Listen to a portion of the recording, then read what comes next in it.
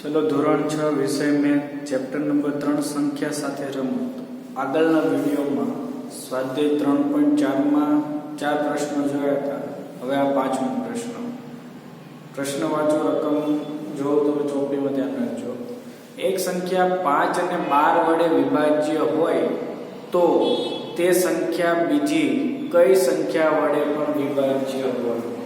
એટલે એવી સંખ્યા હશે જે 5 વડે પણ ભાગી શકાય અને 12 વડે પણ ભાગી શકાય. સાહેબ એવી કઈ સંખ્યા હશે?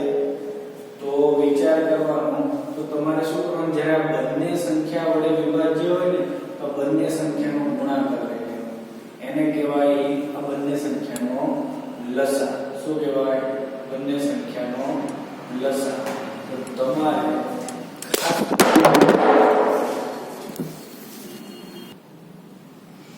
તો આ બંને સંખ્યાનો તમારે શું શોધવો પડે? લસા શોધવો પડે. લસા એટલે કે બંને સંખ્યાનો ગુણાકાર. તો અહીંયા લખવાનું 5 અને 12 વડે વિભાજ્ય હોય તેવી સંખ્યા બરાબર 5 ગુણ્યા 12 કેટલી થાય? 12 પંચા 60. 60 ના જેટલા પણ અવયવી હશે જે 5 વડે પણ ભાગી શકાય, 12 વડે પણ ભાગી શકાય, બરાબર, અને તે 60 વડે પણ ભાગી શકાય. એટલે તમને એવી કઈ સંખ્યા વડે હોય તો 5 વડે પણ ભાગી શકાય, 12 વડે પણ ભાગી શકાય, અને બીજી કઈ સંખ્યા? તો બીજી 60 એવી સંખ્યા છે જે 5, 12 અને 60 વડે ભાગી શકાય. યાદ રાખવાનું. ખ્યાલ આવી ગયો?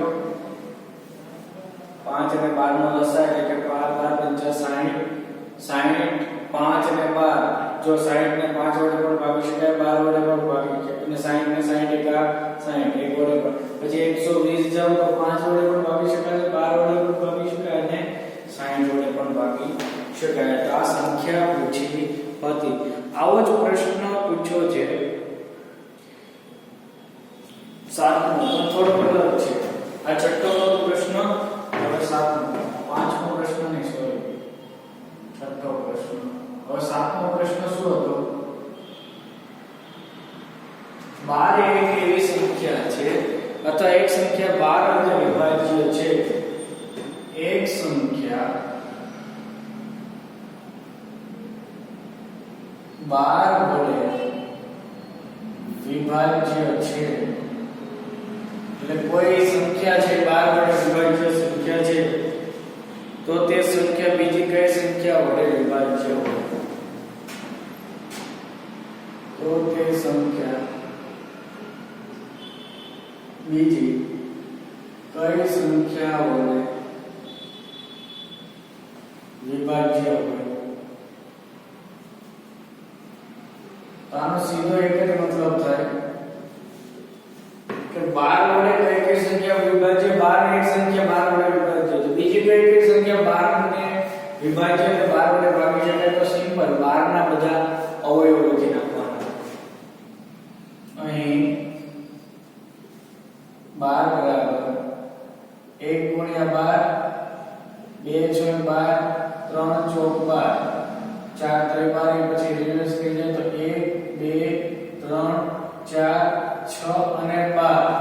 તો આટલી સંખ્યા વડે 12 વડે ભાગી શકાય. તો તે સંખ્યા બીજી કઈ સંખ્યા વડે વિભાજ્ય હોય? તે સંખ્યા 1 વડે, 2 વડે, 3 વડે, 4 વડે, 6 વડે અને 12 વડે. તો એ લખવાના 12 ના અવયવો 1 2 3 4 6 12 વડે વિભાજ્ય હોય. થઈ ગયું? અહીંયા સ્વાધ્યાય 3.4 પૂરું. હવે આપણે વાત કરીએ સ્વાધ્યાય 3.5 ની. સ્વાધ્યાય 3.5 માં પહેલા જે વિધાનો બધા ખરા છે કે ખોટા તેની વાત કરી છે. તો સાચું ખોટુંની વાત છે. તો ચોપડીમાં ધ્યાન 61 નંબર પેજ નંબર પર સ્વાધ્યાય 3.5. તમને કારણ આપતા નથી કીધું તો કોઈ જરૂર નથી.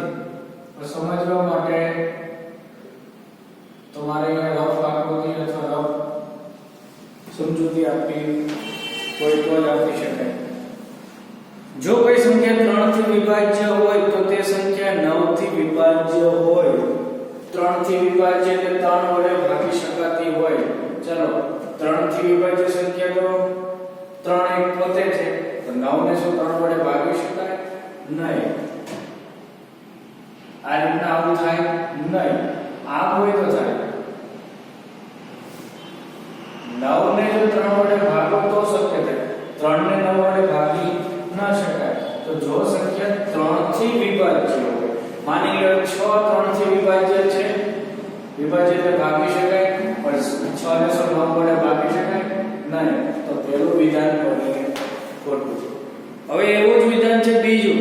એક સંખ્યા 9 થી વિભાજ્ય હોય ને તો તે ચોક્કસ 3 થી વિભાજ્ય હોય. સાચું વિધાન છે. કારણ કે 9 ના અવયવ કરો ને તો 1 * 9 3 * 3 એટલે 1 3 9. જો અવયવ આવતો હોય તો આ સંખ્યાનો કોઈ પણ વિભાજ્ય સંખ્યા હોય એટલે મતલબ આ 9 કોઈ પણ સંખ્યાને જો ભાગી શકતું હોય ને તો 3 પણ એને ભાગી શકે, 1 પણ ભાગી શકે, 9 પણ ભાગી શકે. ખ્યાલ આવ્યો? તો બીજું વિધાન સાચું. એની માટે તમારે હજુ કોઈ ઉદાહરણ લેવું હોય અથવા તો કોઈ સમજવું તો લઈ શકાય. જેમ કે 9 * 27 બરાબર, 9 ચોક 36.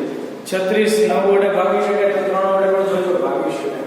તો બીજું વિધાન છે સાચું. ચાલો ત્રીજું વિધાન. ત્રીજું વિધાન કીધું છે એક સંખ્યા 18 થી વિભાજ્ય હોય જો તે 3 અને 6 બંનેથી વિભાજ્ય હોય. 18 થી વિભાજ્ય હોય એટલે 18 ના શું બોલવાના? ઓલા અવયવ પાડવાના. 18 ના અવયવ પાડો. આના અવયવમાં 1 2 3 6 9 18. તો એના અવયવ 3 અને 6 એમાં આ વિધાન પણ કેવું બનશે? સાચું. અવયવો જેટલા બનતા હોય 18 થી વિભાજ્ય હોય અવયવ પણ એને એનાથી વિભાજ્ય હોય. જો એક સંખ્યા 9 અને 10 બંનેથી વિભાજ્ય હોય તો તે 90 થી વિભાજ્ય હોઈ શકે. 9 અને 10 માટે વિભાજ્ય હોય, બંનેથી વિભાજ્ય હોય તો તે 90 થી વિભાજ્ય હોય. આ સાચું છે. એવું નથી કીધું 9 કે 10. અહીંયા તો 9 અને 10 ભેગા લીધા. 9 અને 10 ભેગા કરો એટલે બંનેનો શું લેવો પડે? લસા. એટલે 9 * 10 કેટલા થાય? 90. 90 ને 90 વડે ભાગી શકાય. વિધાન છે સાચું. ચાલો હવે જો પાંચમું કીધું છે બે સંખ્યા સઅવિભાજ્ય હોય એટલે કે ઓછામાં ઓછો તેમનો એક જ અવયવ મળતો હોય એકડે, તો એમાંથી ઓછામાં ઓછી એક સંખ્યા ચોક્કસ અવિભાજ્ય સંખ્યા હશે. સાચું વાત છે. કારણ કે એક સંખ્યા પોતે અવિભાજ્ય હોય અને બીજું 1 વડે 1 એટલે 3.5.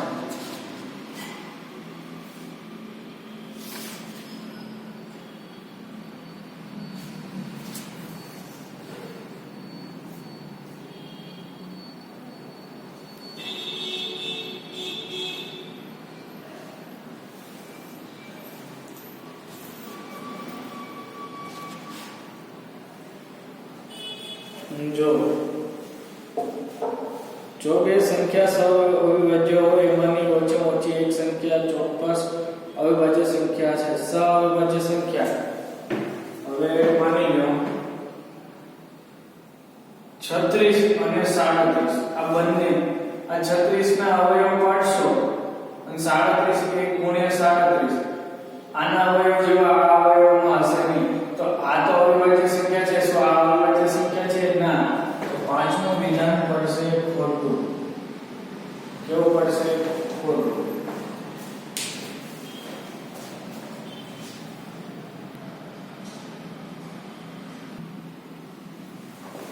હવે જો કયો છઠ્ઠું કરો ખોટું. 4 થી બધી સંખ્યાઓ 8 થી ચોક્કસપણે વિભાજ્ય હોવી જોઈએ. ખોટી વાત છે. 4 થી બધી સંખ્યા 8 વડે વિભાજ્ય નથી. જેમ કે 4 * 12. 12 ને 8 વડે થોડું ભાગી શકાય. તો આ છઠ્ઠું વિધાન કેવું છે? ખોટું. એ સાઈડ માં ચલો સાતમું વિધાન હવે વાંચો. 8 થી વિભાજ્ય બધી જ સંખ્યા 4 થી વિભાજ્ય હોવી જોઈએ. આ એ સાચું છે. 8 થી પણ 8 16 24 32 જો બધાને 4 વડે ભાગી શકાય અને 8 ના અવયવ પાડો એટલે 4 એમાં આવે તો આ વિધાન સાચું. ચાલો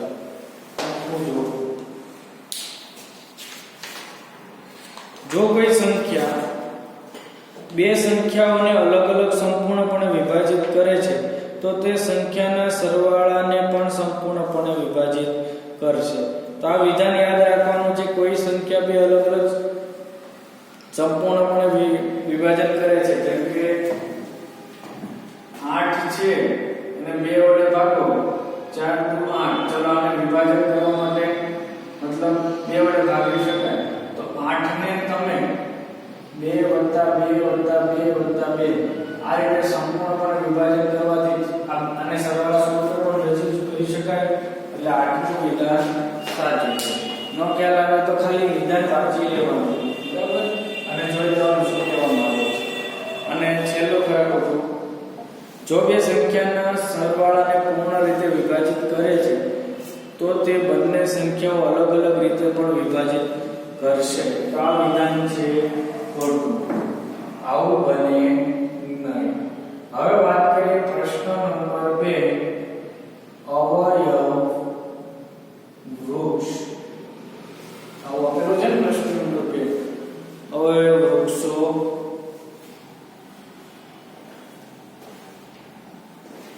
વૃક્ષોની કિંમત મેળવો. તો આમાં બીજું કંઈ છે નહીં. જે સંખ્યા આપીને એના અવયવ પાડેલા છે અને અવયવ પાડેલા જે ખૂટતી સંખ્યાઓની કિંમત તમારે લખવાની છે. પહેલું એમાં લખ્યું છે 60. પહેલું આપ્યું છે 60. તો 60 અહીંયા છે. આ રીતના ગોળાકાર કરી દો. 60 ના બે અવયવ પડે આપણને તો બધી રીતે પાડે. 6 દાન 60. તો આમાંથી આ રીતના અવયવનો વૃક્ષ છે, બરાબર. 10 × 60 તો એક બાજુ 10 લખ્યા છે, એક બાજુ 6 લખ્યા છે. હવે પછી આ વૃક્ષને તમે ડાળીઓ વધારતા જાઓ, શાખા વધારતા જાઓ તો તમને આવું કહી દે. અહીંયા 5 આપ્યા હોય તો અહીંયા કેટલા હોય? પ્રશ્નાર્થ ચિહ્ન છે. 2 હોય, 5 × 2 = 10. એવી રીતના આ બાજુ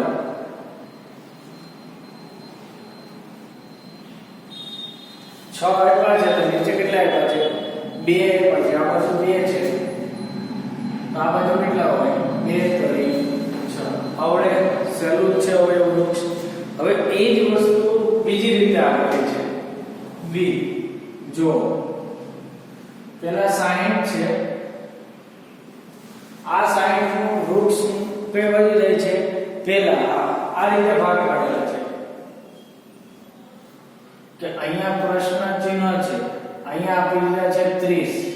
તો આપને ખબર છે ક્યારે 30 × 2 = 60 એટલે હવે 30 ના ભાગ પાડેલા છે. 30 ના ભાગ કઈ રીતે પાડ્યા છે? 10 આપેલા છે, બીજી એક બાકી રાખી છે. ચલો અહીંયા 10 છે તો 10 × 30. હવે 10 ના પાડેલા છે, 3 ના તો પાડે નહીં કારણ કે 3 શું મળી ગઈ? અવિભાજ્ય સંખ્યા.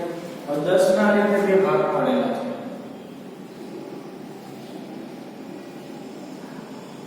એક સંખ્યા કઈ આપેલી છે? બંને નથી આપેલી. તો એનો મતલબ શું થાય? 10 ના અવિભાજ્ય અવયવ કયા પડે? 5 × 10. આ બાજુ 5 લખો, આ બાજુ 2 લખો. અવયવ વૃક્ષમાં જે છેલ્લે મળતી સંખ્યાઓ હોય ને, જ્યાંથી સ્ટોપ થઈ જાય આગળ એની શાખા વધે નહીં, એ દરેક સંખ્યા જો અવિભાજ્ય સંખ્યા હશે. પડી ખબર? પ્રશ્ન 3 એવો કીધો છે કે વિભાજ્યની સંખ્યામાં કયા અવિભાજ્ય સંખ્યાનો સમાવેશ થતો નથી. એટલે કોઈ પણ વિભાજ્ય સંખ્યા હોય તમે એના અવયવ પાડો તો એના અવયવ જોવો છો. તમે શું નથી જોતા? એક તો એકડે 1 અને સંખ્યા પોતે. તો 1 અને સંખ્યા 72 આ બંને એવી સંખ્યા હોય છે જેના અવયવો લખીએ તો ખરી છે પરંતુ એને ક્યાંય આપણને ઉપયોગ કરતા અથવા તેનો સમાવેશ થતો નથી બરાબર 15 હોય તો આ રીતના આપણે શું લખીએ 15 ને ખાસ કરીને 15 એક 15 લખીએ 5 તરીકે 15 લખીએ 1 5 3 15 આ રીતે હોય પરંતુ મુખ્યત્વે 1 અને 15 ને આપણે એટલે અવયવ તરીકે ગણી શકીએ બાકીનો સમાવેશ થતો નથી એવી વાત કરી છે પ્રશ્ન નંબર 4 ચાર અંકોની સૌથી મોટી સંખ્યા લખો અને પછી એને શું કીધું છે કે તેને અવિભાજ્ય અવયવની રીતે રજૂ કરો ચાર અંકની મોટી સંખ્યા કઈ છે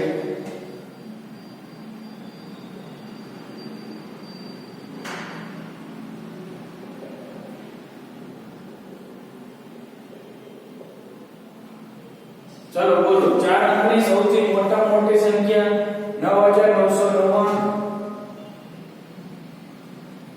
તો કોઈ પણ સંખ્યાને તમને અવિભાજ્ય અવયવ સ્વરૂપે રજૂ કરવાની કહે ને તો તમે આને અવયવ વૃક્ષ તરીકે દર્શાવો તો અઘરું પડી જાય બીજું આ રીતના અવયવ પાડો તો અઘરું પડી જાય તો કરવાનું શું જ્યારે કોઈ મોટી સંખ્યાને અવિભાજ્ય અવયવ સ્વરૂપે લખ્યું તો આ સંખ્યાનો ભાગાકાર કરી દેવાનો કઈ રીતે તમે શીખ્યા હશો અથવા નો ખ્યાલ હોય તો આ રીતના 9999 આ રીતે લખવાનું અહીંયા એવી સંખ્યા લખવાની જેને ભાગી શકાતી હોય ના ભાગી શકાવા માટે તમને વિભાજ્યની ચાવી આવડવી જોઈએ તો સૌથી પહેલા 1 થી શરૂઆત ને 2 થી શરૂઆત કરજો 2 થી ભાગવા માટે બે કી સંખ્યા હોય પણ નથી તો 3 થી ભાગી શકાશે હા 3 થી ભાગવા માટે 9 18 36 ને 3 વડે ભાગી શકાય એટલે આખી સંખ્યાને 3 વડે ભાગી શકાશે અને ચલો 3 વડે ભાગ ચલાવો ભાગ ચલાય એટલે જે પણ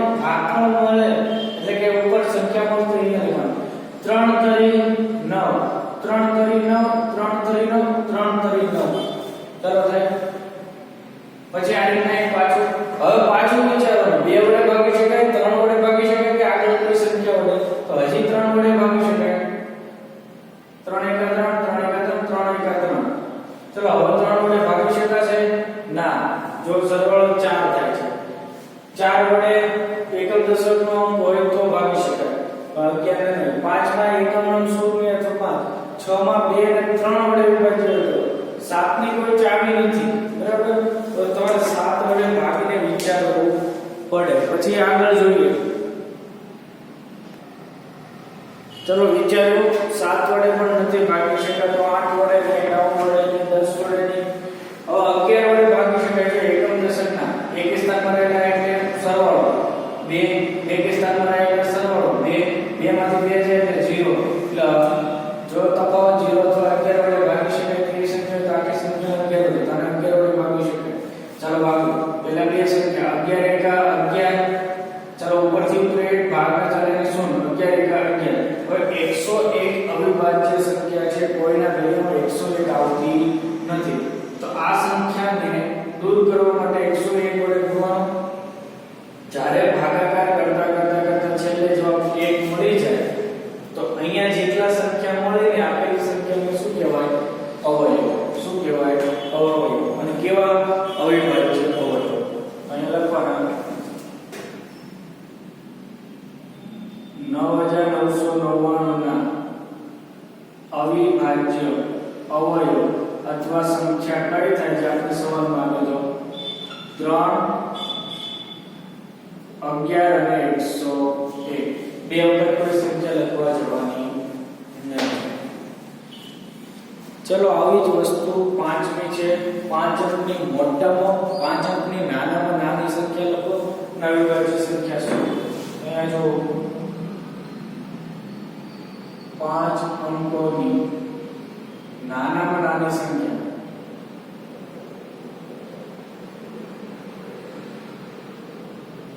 ચાલો 5 અંકની નાનામાં નાની સંખ્યા એટલે શું આવશે 1 લાખ ચલો આ 1 લાખને તમારે અવિભાજ્ય સંખ્યા સ્વરૂપે આ રીતે રજૂ કરવાની છે આવડશે 1 2 3 4 5 સૌથી પહેલા તો અહીંયા ડાયરેક્ટ 10 વડે કે 5 વડે ભાગવું અહીંયા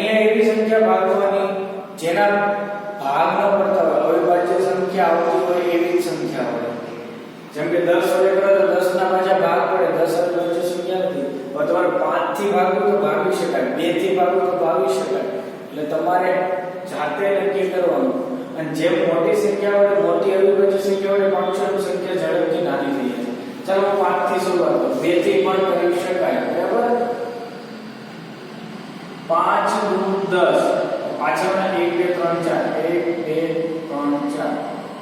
હવે ફરીથી 5 વડે ભાગી શકાય. 5 ચોક 20. પાછળના શું?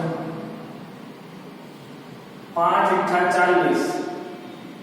પાછળની 2 શું? 5 વડે ભાગ ચાલે? હા ચાલે. 5 એકા 5 3 અને 0. 5 6 30 16 85. અહીંયા બોલ દે. 16 85 પાછળ 0. બરાબર? હજી પણ 5 વડે ભાગ ચાલે. 5 તરી 15 1 અને 0 5 દુ 10. ચલો 32 અટકી. હવે 5 વડે ભાગ ન ચાલે તો 2 વડે ચાલે છે જોઈ લઈએ. આ 16 દુ 32 8 દુ 16 4 દુ 8. જેના વડે ભાગો અહીંયા લખો 2 દુ 4 અને 2 એકા 2. તો આ તમને અહીંયા સાઈડમાં જેટલી પણ મળી બધી શું થઈ? 5 અંકની અવિભાજ્ય સંખ્યાઓ. જેમ ઉપર લખ્યું તેમ તમે આ રીતના સાઈડમાં લખી નાખો. બરાબર? ભૂલાય નહીં. અહીંયા લખવાનું કઈ આવવાનું મળે આપણને? 5 ગુણ્યા 5 ગુણ્યા અથવા તો ડાયરેક્ટ લખો 1 લાખ ની અવિભાજ્ય સંખ્યા 5 અને 2 બંને જ છે. ગુણાકાર બધી સંખ્યાનો થાય. સંખ્યા કઈ મળી? 5 અને 2. ચાલો થઈ ગયું. હવે વાત કરીએ પ્રશ્ન નંબર 6 ની. પ્રશ્ન નંબર 6 ની વાત કરીએ તો પ્રશ્ન નંબર 6 17 29 ના બધા જ અવયવ જણાવો અને ઉતરતા ક્રમમાં ગોઠવો. 17 29 સંખ્યાના બધા જ અવયવ 17 29 ના શું કરવાના? ભાગ પાડવાના. ચાલો 2 તો 9 2 વડે ન લખી શકાય. ચાલો 3 વડે લખી શકાય. 7 ને 8